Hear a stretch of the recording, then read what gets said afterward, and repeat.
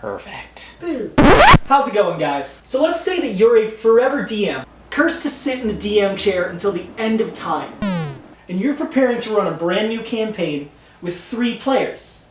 It'd be a lot easier to balance the encounters if you had 4 characters, however. So you start wondering, should I just run a player character along with them? What do you do? What do you do? What do you do?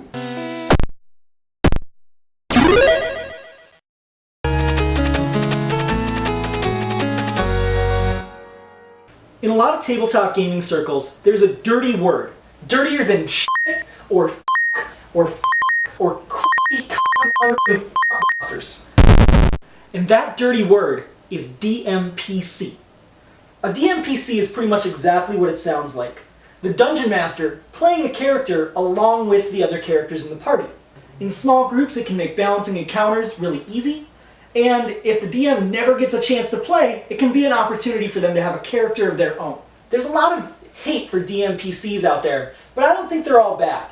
You just have to be careful with what you do and follow a couple of rules. Rule number 1.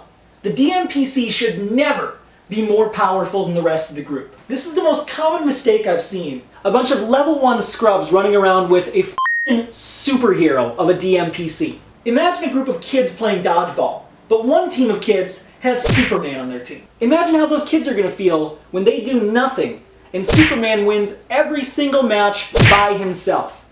That's how your players are going to feel when some DMPC is winning every single fight for them. Instead, try and keep them to about the party's level, or once they're a little higher up, make them a few levels below them. They should be helping out, but they shouldn't be running the table by themselves. Rule number 2. The DMPC should never overshadow one of the other PCs and their abilities. Parties quickly fill out roles for each other. You have a tank, a damage dealer, control, things of that nature.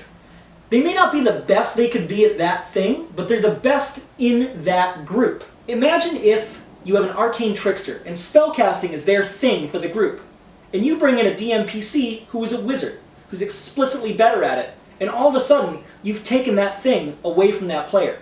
Now, they've got nothing to do. Instead, try to throw in a DMPC who can play a more support role, like a bard, or fill a hole that the rest of the party doesn't quite have, like a life cleric in a party with no healers, or an archer in a group of only melee warriors. Rule number 3.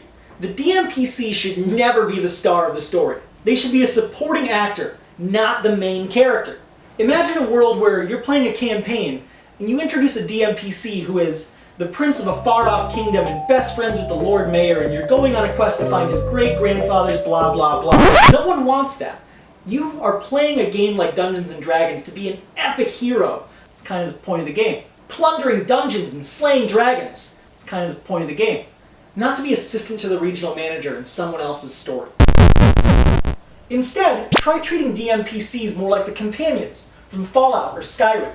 There's someone who's along for the ride, ready to help out, but not the focus of the story. And if your party wants, they can get more information and unlock their quests. But if the party's not interested, they're just there for the ride, helping out. So are DMPCs all bad? Of course not.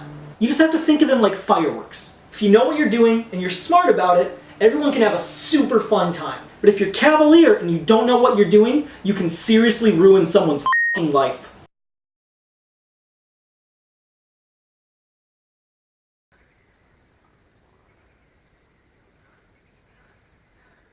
And don't forget to like, comment, and subscribe to the Hill for more D&D tips, tricks, and advice.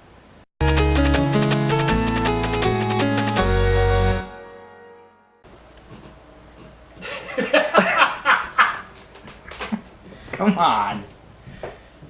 We're so close, guys.